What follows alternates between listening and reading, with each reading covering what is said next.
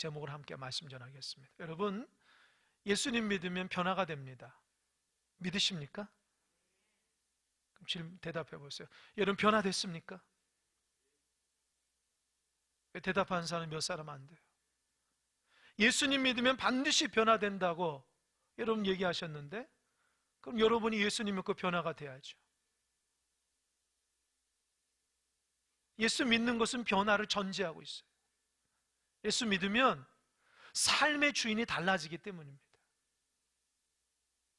내 삶의 주인이 나였다가 예수님을 영접하고 나서 내 삶의 주인이 예수님으로 바뀌어요. 그때부터 생각이 달라져요. 마음판이 달라져요. 내 마음대로 살아갔던 인생이 이제 하나님을 바라보며 하나님이 원하시는 삶으로 살아가게 됩니다. 내가 무엇을 할까? 그런 고민 안 해요. 하나님의 뜻대로 생각하기 때문입니다. 그래서 예수님 믿으면 말이 달라지고 생각이 달라지고 보는 눈이 달라져요. 나의 행동이 달라지는 거예요. 그게 신앙입니다. 교회를 다녀도 변화가 없으신 분 있습니까? 한 가지예요. 삶의 주인이 예수님이 아직 안 됐다는 거예요. 내 삶의 모든 것은 내가 주관하고 내가 원하는 대로, 내가 이끄는 대로. 여러분, 이 험한 세상에 여러분이 얼마나 위대하고 똑똑해서 여러분 주인 돼서 살아갑니까? 한 치 앞도 모르는 인생이 어떻게 그렇게 장담하며 살아갑니까? 하나님이 내 인생을 책임져 주셔야 돼요. 할렐루야. 하나님 나에게 건강도 주시고, 하나님 나에게 생업도 주시고, 하나님 나에게 길을 열어 주셔야지만 내 인생이 제대로 될 수 있어요. 우리는 한 치 앞도 모른다고요. 하나님이 세상을 만물을 다스리신 분이라고요. 그 하나님 내 삶의 주인으로 모시면 얼마나 든든합니까? 그럼에도 고집 피우고 내 마음대로 내 뜻대로 내가 원하는 대로 살아가다가 넘어지고 쓰러지고 아파하고 힘들어하고 절망 가운데 근심하며 살아가신 분 있습니까? 돌이키십시오.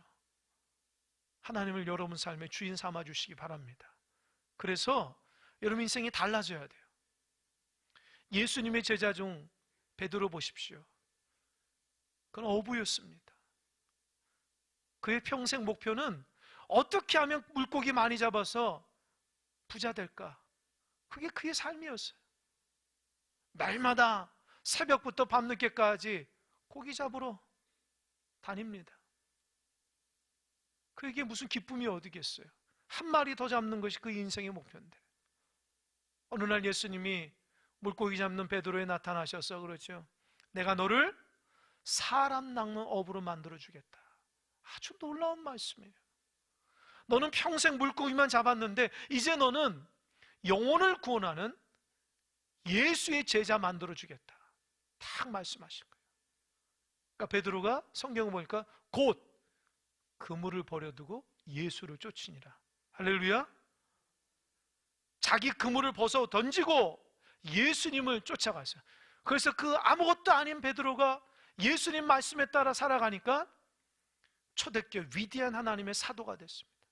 베드로가 인생을 살아가면서 수없이 많은 사람을 구원하고 수없이 많은 역사, 하나님의 역사를 드러냈습니다. 왜요? 예수님 말씀에 순종했기 때문입니다. 예수님 만나지 않았으면 평생 비린내 나는 그 어부의 옷으로 살았을 것인데, 예수님 만나고 나서 그가 향기 나는 예수의 제자의 옷을 입고 살아갔다는 거예요. 할렐루야. 여러분도 예수님 만나면 예수님의 옷을 입게 되어 있습니다. 달라지는 거예요. 새로워지는 거예요. 남자 청년들이 학교를 다니거나 직장을 다니다가 군대 가잖아요. 군대 가면 어떻게 해요? 군복을 입잖아요. 그때부터 생활이 완전히 달라집니다. 군복을 입는 순간 규칙대로 살아가야 돼요. 아침에 일찍 일어나야 되고, 또 뭡니까? 훈련 받아야 되고, 근무를 서야 되고, 밤에도 일정의 시간에 일을 해야 되고, 또 잠을 자야 됩니다.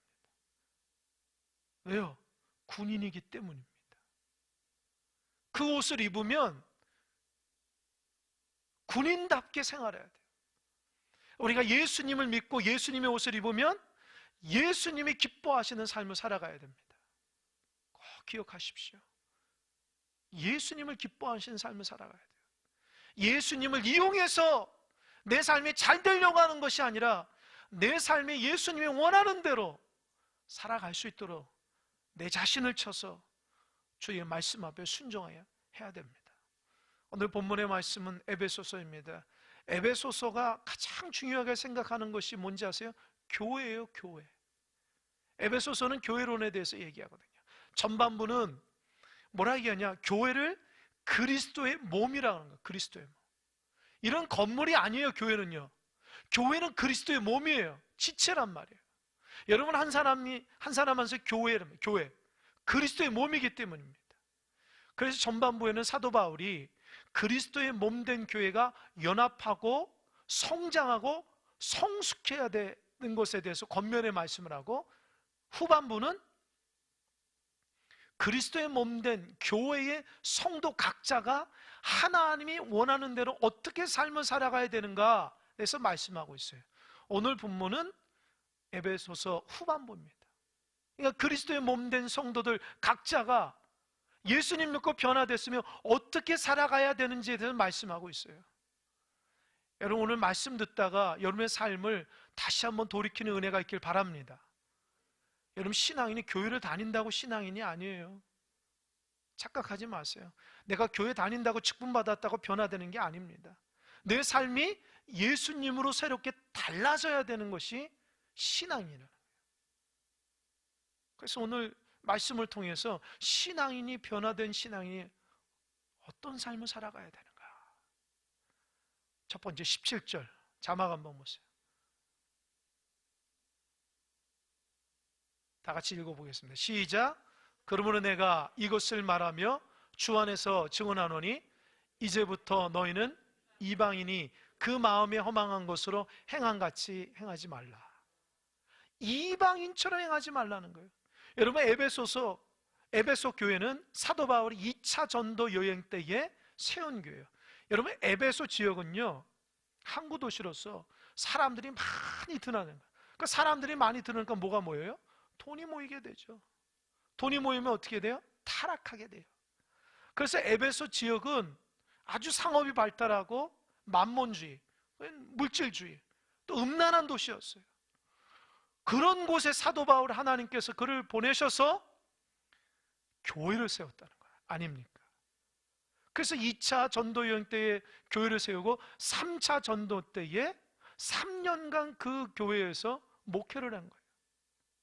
하나님의 은혜 가운데 성장했어요. 에베소 교회가 하나님의 말씀대로 순종하고 모든 성도들이 은혜 받고 변화되고 새로워지고 달라졌습니다. 그리고 나서 사도 바울이 하나님의 은혜로 계속해서 전도하다가 로마에까지 가서 로마에서 가택연금으로 2년 동안 갇혀 있을 때에 에베소 교회 소식을 들은 거예요. 에베소 교회가 엉망이 됐다는 거예요. 그 신실한 교회가 믿음을 잃어버렸다는 거예요. 하나님의 은혜를 잊어버렸다는 거예요. 그래서 사도 바울이 쓴 편지가 에베소서예요. 그러니까 사도 바울은 오늘 17절 말씀에서 너희들은 왜 이방인처럼 허망되게 살아가냐는 거예요. 여러분 에베소 지역은 유대 지역이 아니에요. 이방인 지역이기 때문에 대부분 사람들이 이방인이에요. 이방인이었다가 예수님 믿으니까 변화돼서 교회 공동체 안에서 하나님의 말씀과 예배를 통해서 직분 맡아서 은혜 가운데 살아갔는데 어느 순간 믿음 다 잃어버렸다는 거예요. 옛날 믿었던 이방인 같이 살았다는 거예요. 자기 욕심대로 살아갔다는 거예요. 여러분 신앙생활 하면서도 하나님의 은혜가 기쁘지 못하고 자꾸 옛날의 생활로 돌아가고 싶은 사람 있습니까? 신앙생활 하면서도 믿음의 길을 걸어가는 나보다 주님 없이 잘 살아가는 사람들이 더 위대하게 보이고 잘 되게 보이는 사람들이 있습니까? 이것이 이방인처럼 허망한 마음이 들어가서 그래요. 그 마음속에 허망한 마음이 싹 들어가니까 자꾸 비교하게 되고, 예수 믿는 나는 초라하고 예수 안 믿는 저 사람은 저렇게 잘 사는데 화려한데 내가 왜 그렇게 살아가냐? 예수 믿는 것에 대해서 초라하게 시작하는 거예요. 생각하기 시작하는 거예요. 그러니까 어때요? 점점 신앙에서 멀어지게 됩니다. 이방인처럼 허망하게 살아가는 거예요. 그러지 말라는 거예요. 여러분, 이방인들이 허망하게 살아가는 이유가 뭔지 아세요? 18절 자막 시작. 그들의 총명이 어두워지고 그들 가운데 있는 무지함과 그들의 마음이 굳어짐으로 말미암아 하나님의 생명에서 떠나 있도다. 이 세 가지예요. 세 가지. 자막 그대로 세 가지예요. 첫 번째 뭐예요? 총명이 어두워진 거. 두 번째 무지했다. 세 번째 마음이 굳어졌다는 거예요. 그러니까 여러분, 이방인들이 왜 허망하게 살아가는지 아십니까? 총명이 없어서 그래요. 이 총명을 다른 말 지혜거든요. 여러분, 성경에서 나온 지혜가 뭐예요? 솔로몬이 하나님 앞에 지혜를 간구할 때 그 지혜가 뭐예요? 듣는 마음이 듣는 마음. 내가 어떤 것을 결정하고 어떻게 살아갈 때에 도대체 하나님이 원하시는 것이 뭔지를 생각하는 마음이 지혜예요. 내가 이렇게 하면 내가 잘 살겠다, 그게 지혜가 아닙니다. 내가 이렇게 하면 돈 많이 벌겠다, 내가 이렇게 인기 끌겠다, 내가 이렇게 하면 잘 되겠다, 그게 지혜가 아니고, 지혜는 하나님께서 원하는 것이 뭐지? 그게 지혜, 그게 총명이에요. 그러니까 이방인들은 하나님을 염두에 두지 않기 때문에 총명이 없어요. 잠언에서 보면 지혜는 하나님을 경외하는 거예요. 하나님을 그러니까 하나님을 높이면서 결정하는 거예요. 여러분, 직업을 선택할 때나 어떤 것을 선택할 때나 모든 삶의 방향 속에 하나님을 경외하는 마음으로 선택하는 여러분 되시길 바랍니다. 그게 최고예요. 돈 많이 버는 것도 중요하고 남에게 인정받는 것도 중요하지만 하나님이 원하시는 선택을 해야 돼요. 그래야지 잘 살 수 있어요. 그래야지 하나님 축복 가운데 살아간다. 하나님 없이 세상의 원리대로 살아가다가 아주 넘어진 사람이 너무 많아요. 그러니까 이방인들은 하나님을 향한 첫 번째 우선순위가 없으니까 총명, 그러니까 어떻게 무지한 거예요. 바보 같은 거예요. 하나님의 삶이 이렇게 있는데 그걸 못 보는 거예요. 무지한 거예요. 세 번째는 마음이 굳어져요. 하나님이 아무리 말씀해도 마음이 부드럽지가 않아요. 그 말씀을 촉촉히 받아들일 수 없어요. 여러분, 신앙생활 잘하는 사람이 어떤 사람인지 아세요? 하나님 말씀을 잘 받는 사람이에요. 할렐루야. 여러분, 지금 신앙생활 잘한다면 하나님 말씀이 마음속에 받아져야 돼요. 하나님 말씀이 받아지지 않으면 내 마음이 굳어졌구나, 그렇게 생각하면 돼요. 100%예요. 마음이 굳어진 사람은 신앙생활 잘할 수 없어요. 하나님 말씀이 들려지고 하나님 말씀을 보는데 마음속에 촉촉히 잠기지 않고 그 말씀이 헛돌고 그 말씀이 머리에서 돌아서 그냥 나가버려요. 좋은 땅이 안 되는 거예요. 교회를 아무리 오래 다녀도 그 마음속에 좋은 땅이 되지 않으면 성장되지 않아요. 오늘도 예배하면서 하나님 말씀에 집중하지 못하고 딴 생각이 있으면 하나님 말씀에 집중한 여러분 되시기 바랍니다. 하나님 말씀 내 안에 들어와야 돼요. 마음이 부드러워야 돼요. 그 말씀이 들어가면 내 삶의 마음속에 달라지는 은혜가 있는 거예요. 새벽마다 예레미야 말씀을 보는데 유대 백성들이 얼마나 마음이 강팍해요. 아무리 예레미야가 하나님의 말씀으로 돌이키라, 회개하라, 달라져야 된다, 하나님의 복시킨데도 변하지 않아요. 자기 고집대로 살아간다고요. 자기가 잘 사는 줄 알아요. 그러니까 어떻게 해요? 하나님이 바벨론을 통해서 70년 동안 포로 생활한다. 그들은 참된 종인 예레미야 말씀보다 거짓 선지자다. 하나님이 너희들 도와줄 거야, 죄 아무리 많아도 하나님 너를 지켜주고, 그런 엉뚱한 거짓 선지자들의 말에 현혹돼서 참된 말씀인 예레미야 말씀을 듣지 않아요. 그래서 멸망합니다. 여러분, 예레미야 시대가 지금하고 다를 바가 뭐가 있어요? 그때 믿었던 하나님이 지금도 우리 하나님이잖아요. 지금도 엉망진창이잖아요. 오늘 집사님 기도하는 거 들으셨잖아요. 이 시대가 어떤 시대입니까? 참으로 하나님 앞에 정의와 공의가 아니라 싸움을 부추기고 합할 줄 모르고 하나님의 은혜가 없어져요. 신앙인들도 마찬가지예요. 신앙의 원리대로 살아가질 않아요. 하나님의 뜻이 뭔지 몰라요. 자기가 잘 되는 것이 하나님 뜻인 줄 안다고요. 그러니까 마음이 하나님의 뜻대로 올바라야지 그 말씀을 받아들이는데, 유대 백성들은 죄가 너무 쌓이니까 하나님 뜻을 몰라요. 자, 안타깝죠. 그래서 나타나는 게 하나님의 생명에서 떠났다는 거예요. 이게 18절 하반절에 하나님의 생명에서 떠나는 거예요. 여러분 병원 가보세요. 중환자실에 가보신 분이 있습니까? 호흡기 끼고 꼼짝없이 누워있잖아요. 여러분 생명에서 떠난 사람의 증거라고요. 여러분 생명이 없는 사람 움직이지 않는 거예요.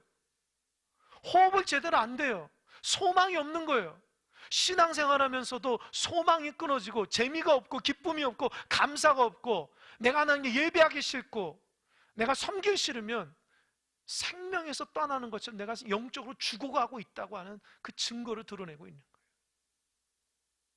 살아있는 사람은 반드시 움직이는 사람이에요. 소망이 있는 사람이에요. 내가 영적으로 죽어감에도 불구하고 그냥 육적으로 죽어가는 건 난리 나면서도 영적으로 죽어가는 것은 무감각하면 안 됩니다. 그래서 사도 바울이 19절 이렇게 얘기합니다. 19절 시작. 그들이 감각 없는 자 되어 자신을 방탕에 방임하여 모든 더러운 것을 욕심으로 행하되. 뭐가 없다고요? 감각이 없다는 거예요. 여러분 이 손에 어디 손이나 몸에 그 딘 자국 있는 된 자국 있는 신분인지 모르겠어요. 아무리 만져도요 느낌 없어요.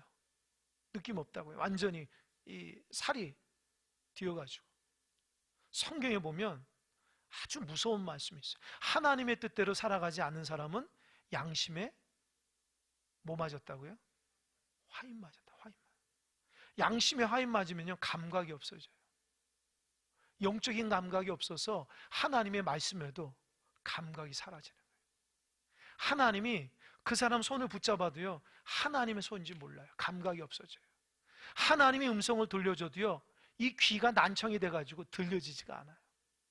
하나님이 보여줘도요 그 보는 눈이 사시처럼 다른 데를 보게 돼 있어요.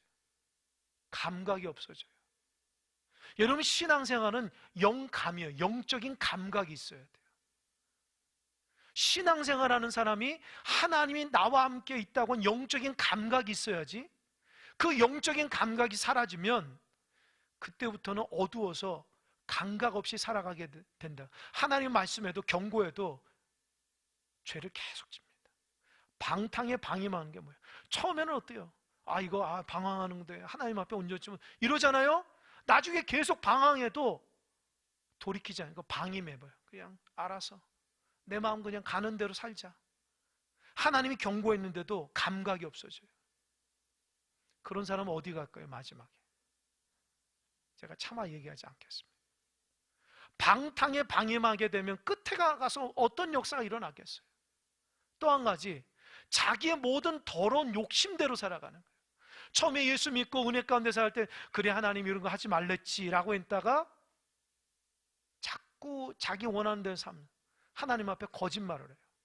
이런 거짓말을 잘하게 되면요 나중에는 자기가 거짓말하는 게 진짜인 줄 안다.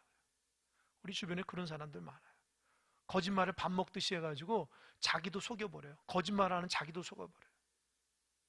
그러니까 주님 안에서 변화돼서 새롭게 믿음으로 살아가야 됨에 불구하고 하나님의 옳고 그름을 줬는데도 그 감각이 사라지게 되면 이 방탕하는 것이 아무런 느낌이 없어요. 죄를 져도 이게 죄인지 몰라요. 그러다 보니까 신앙생활 하나님하고 상관없는 삶을 살아가고 있습니다.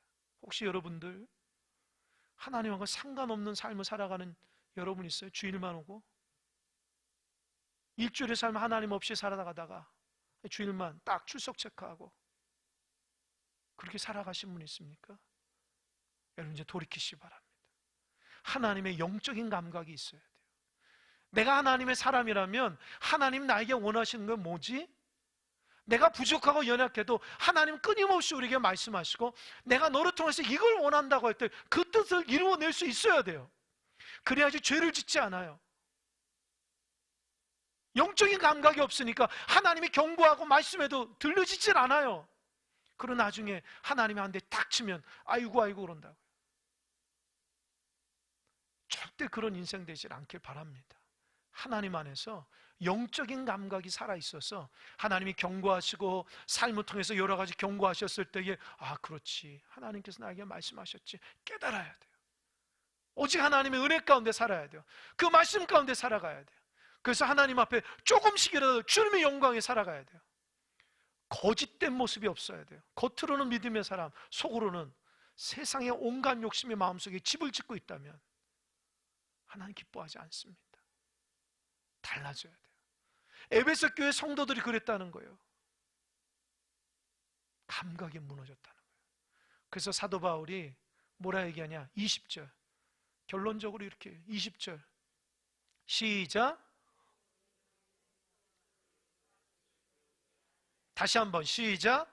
오직 너희는 그리스도를 그같이 배우지 아니하였느니라. 이게 무슨 말이에요? 내가 에베소서에 3년 동안 있을 때, 너희들에게 말씀 전했을 때 너희들은 그렇게 배우지 않았다. 너희들은 말씀대로 살았다. 너는 변화됐다. 참되게 예배했다. 삶이 달라졌다.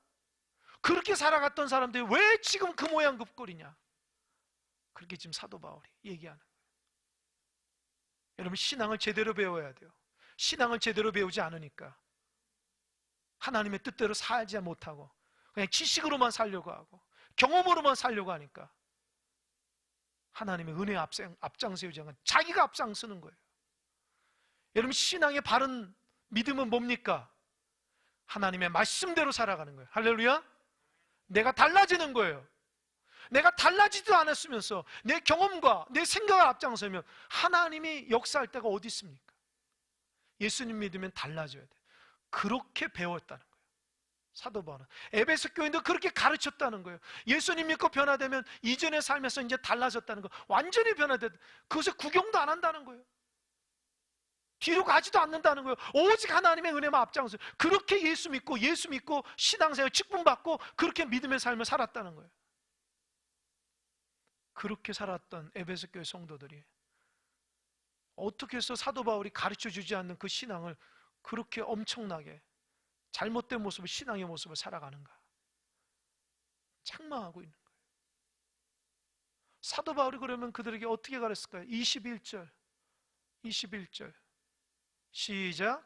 진리가 예수 안에 있는 것 같이 너희가 참으로 그에게서 듣고 또한 그 안에서 가르침을 받았는데, 여러분 대답해 보세요. 진리가 어디 있어요?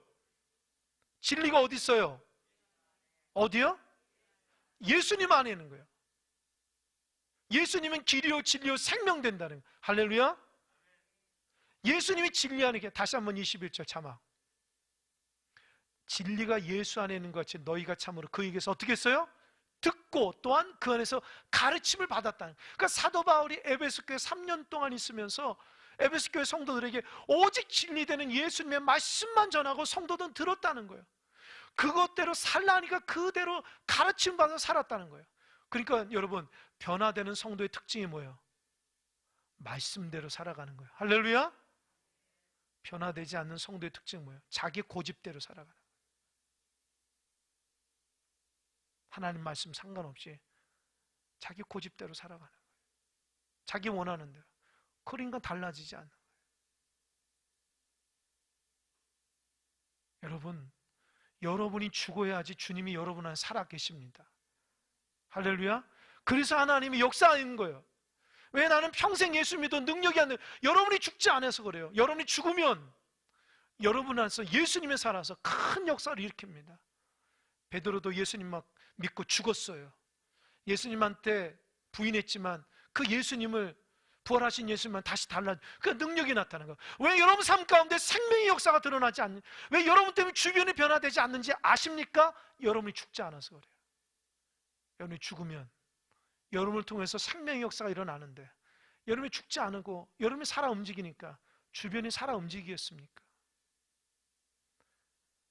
여러분 예수님 믿고 여러분 죽어야 돼요. 달라져야 돼요. 그러니까 말씀과 기도로 주님의 가르침을 받아야 돼요. 서두에도 얘기했지만 이 험한 세상에 어떻게 여러분이 지혜와 명철로 살아가겠어요? 참 배짱이 좋으십니다. 오직 하나님의 은혜와 사랑 가운데 살아가지만 제대로 살 수 있어요. 왜요? 하나님은 생명의 창조자고 구원자이시기 때문에 그분을 의지하는 것이 지혜로운 삶이에요. 내 마음대로 살아가는 것이 아니에요. 그렇게 하나님 말씀과 은혜 가운데 살아가게 되면 삶이 어떻게 변화될까요? 22절 시작. 너희는 유혹의 욕심을 따라 썩어져가는 구습을 따르는 옛사람을 벗어버리고. 첫 번째로 욕심 벗어버리는 거예요.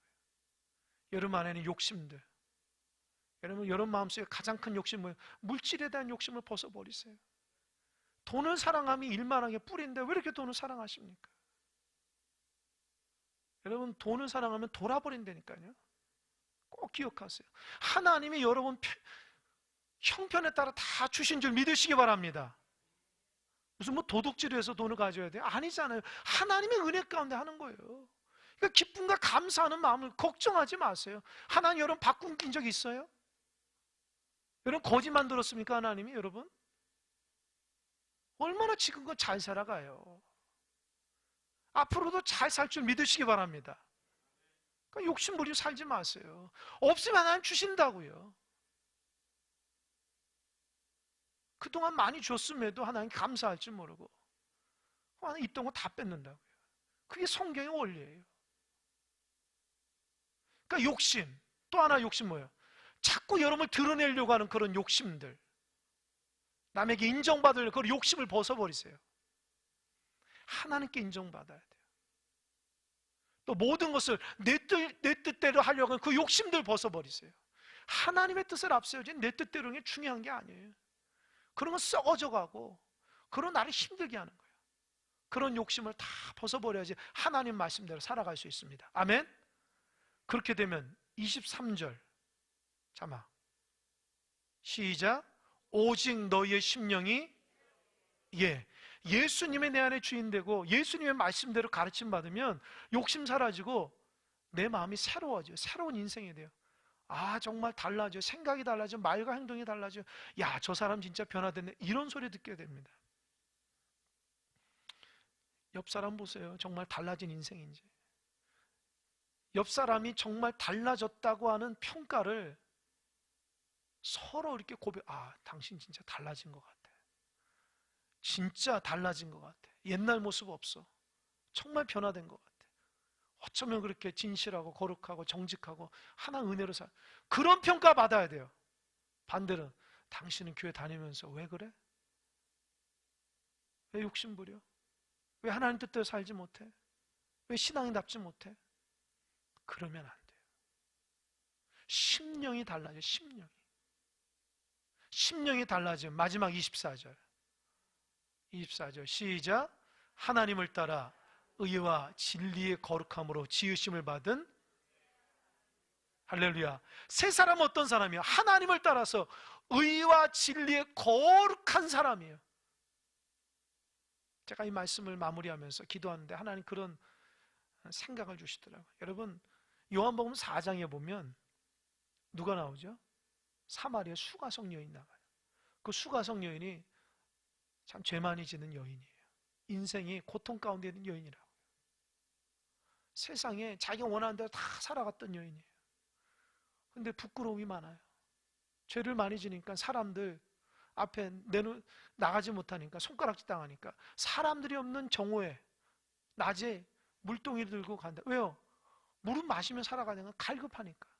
사람이 없는데 그때에 누가 있어요? 예수님이 다가가신 거예요. 그리고 그 여인에게 물을 좀 달라. 그래서 당신 어떤 유대인이고 남자인데 나한테 물을 달라고 하느냐. 그러면서 주님은 내가 누구인지 알면은 너 나한테 물을 달라고 했고 내가 주는 물은 영생하는 생명수가 된다 얘기합니다. 그러니까 그 물을 달라고 그래요. 결국 그 여인이, 죄 많은 여인이 예수님을 통해서 구원자라는 걸 알고 영적인 갈급은 해결됐어요. 그래서 평생 영적인 갈급함으로 무겁게 지고 다녔던 물동이를 버려두고 사람들이 가서 여기 생명수 대신 구원자 된다고 나가서 외칩니다. 할렐루야. 여러분 영적으로 갈급하고 다 뭔가 해결이 안 되고 늘 뭔가 이렇게 마음에 불평불만 있고 기쁘지 못하고 살아가는 사람들은 여러분이 물동이를 들고 사는 거예요. 무거운 물동이로 다 들고 사는. 그러나 생명 대신 예수님 만나면 그 갈급함으로 더 이상 무겁게 살지 않아도 됩니다. 할렐루야. 아무런 목적 없이 욕심 부리며 살아가는 자 있습니까? 주님 만나면 그 욕심이 사라져요. 하나님이 내 인생에 목마름 해결해 주시는 분이기 때문에 그거 사라져요. 세상이 좋아 보여서 세상 따라 살아가면 예수님 만나면 그거 달라져요. 좋아 보이질 않아요.